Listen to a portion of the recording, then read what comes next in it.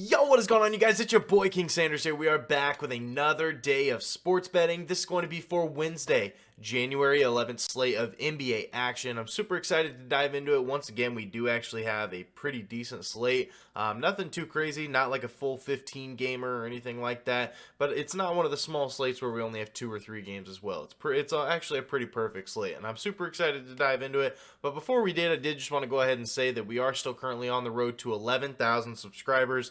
At the time of recording this, we are less than 400 away, so if you guys are new, make sure that you guys do like, comment, subscribe, turn on that notification bell so you guys know whenever I post.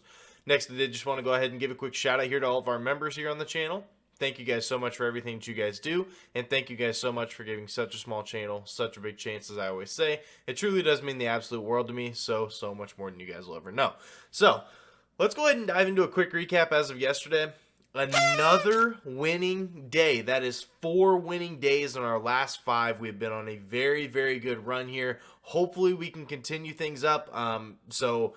If I've been helping you guys make any money, just please go ahead and hit that subscribe button. I mean, seriously, we have been red hot here recently, and we've just barely been missing out on some of our beats to be able to, have complete sweeps on these days.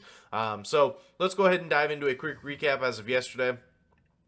We ended up having our kill shot play of the day. We had Donovan Mitchell over 27.5 points versus the Jazz, minus 120. Dude went absolutely ballistic. He had 25 in the first half. So I got to be honest, I didn't watch this game. I watched the first part of it, like the first couple minutes. He went absolutely crazy.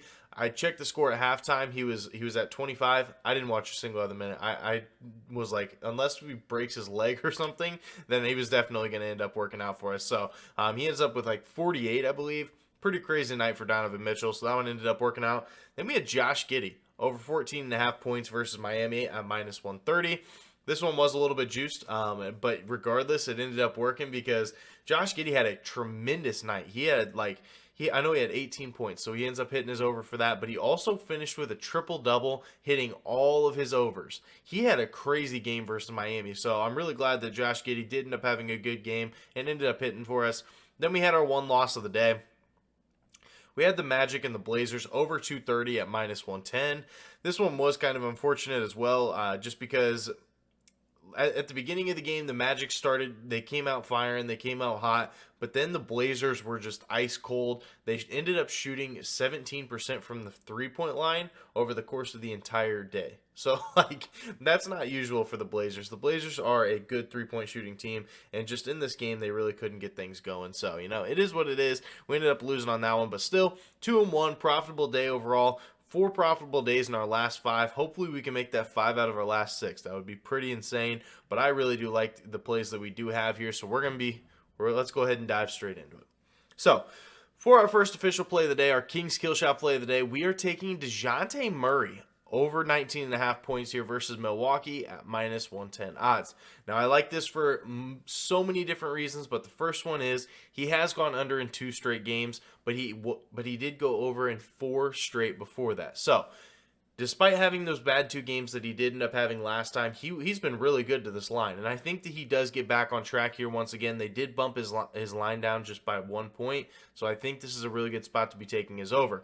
Also, he has covered in 2 out of his last 3 games here versus the Bucks with a loss right on the hook. So, he did go over in 2 of them, finished right at 19 with 1 of them. So, he's finished right around this line or succeeded this line.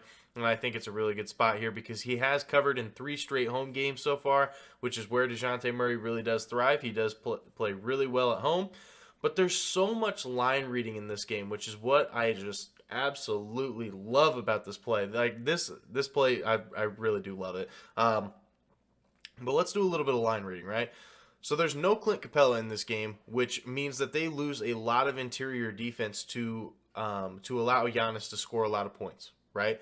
The line is still only +2 for the Hawks, so the books do expect this game to stay close, despite Giannis probably, in my opinion, is probably going to have like 40 or 50 points because they are going to be down and out without Capella, so they're going to be losing a lot of that interior defense. So they do expect this game to stay close.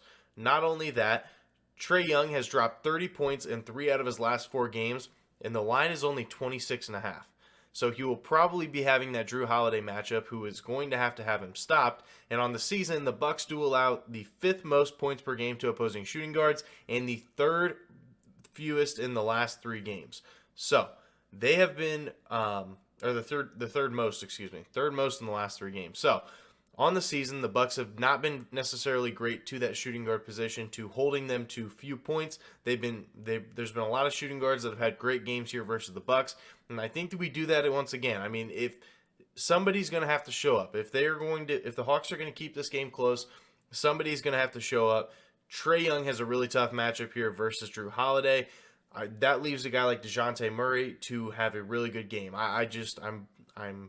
I'm pretty convinced. If Trae Young's line is all the way down to 26.5, I think DeJounte Murray has a pretty big game. I could even see myself laddering this up to 25 points, and I wouldn't shake my head at it. So I really do think it's a pretty good play. So we're going to be riding with it for our first official play of the day, our King's Kill Shot play of the day.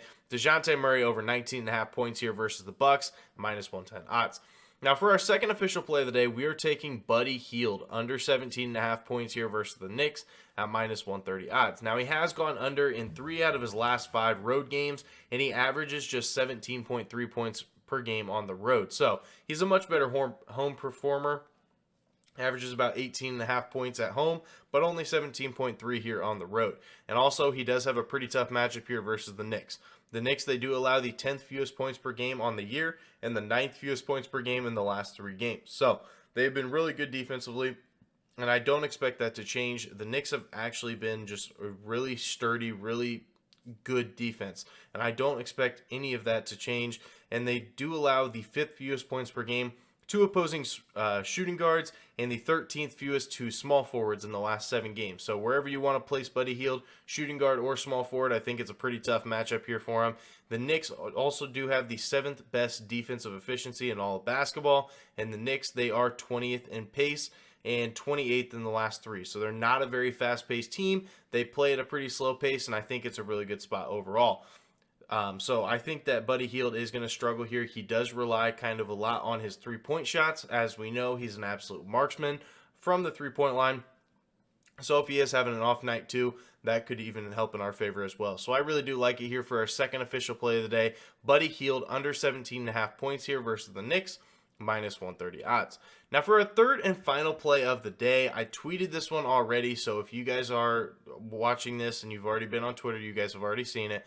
But I'm going with Saddiq Bey under 15.5 points here versus Minnesota, a -122 on FanDuel as of right now. He has gone under in 5 out of his last 7 games, and I do think that Bogdanovic is going to be back in this one. He was sitting out due to injury management. I think this is a game that he does end up playing. Also, Jalen Duren and Isaiah Stewart are both listed as questionable. Stewart was a late scratch as of yesterday, but I do think that Stewart does play today, and Duren is looking like he is going to be questionable. If either or both of those guys do end up playing, I do like this play even more. Also, he's going to have a pretty tough matchup. He's going to have a guy like Jared Vanderbilt or a guy like Taurean Prince on him, and I think it's a really tough matchup, especially as a guy that does love to shoot threes and a guy like Saddiq Bey. It's just going to take a lot from him. And Minnesota actually has been a pretty good defense as of recently. They do allow the 18th fewest points per game on the season, but they do. And Minnesota has actually been a pretty good defense overall. They are 18th in points allowed this year, but they are 6th in the last 3. So they've really amped up their defense here recently, and I think that we do see another increment of that once again. Minnesota does also allow the 10th fewest points per game to opposing small forwards in the last 7 games, and Saddiq Bey is a better player on the road. He is averaging just 14 points per game at home, and this is pretty crazy. He's gone under in 11 of his last 13 home games. So I do think that Bogdanovic and some of those other guys are going to play, but regardless of if they play or not, I'm taking this under. I really, really like it. So we're going to be riding with it for our third official play of the day. Saddiq Bey under 15.5 points here versus Minnesota at -122 odds. Now for our consensus play of the day, we did end up hitting our consensus play yesterday. We did have the OKC Thunder +4.5 versus the Heat. It was definitely a close one. The Heat ended up winning this game just barely, but the Thunder did end up covering. So it was kind of sketchy, but it ended up working out for us. But for today's game, we are going to the Bucks and the Hawks game. Hawks are currently 2-point underdogs. Bucks are 2-point favorites.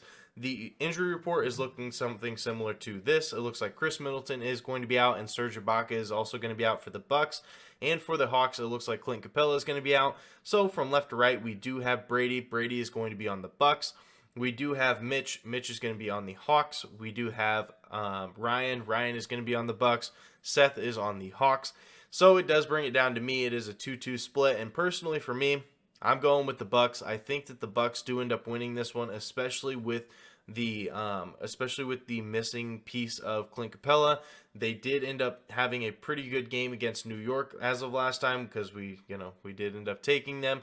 And I think this is a really good spot for them. They're going to have to play another team from the Eastern Conference to really get things going once again. And I really do like it. I think that the Bucks do end up winning here, and I think they end up winning by, like 5 to 7 points. So I really do like it. So that's going to be our consensus play of the day. Bucks -2 here versus the Hawks, 3 cappers 2-2.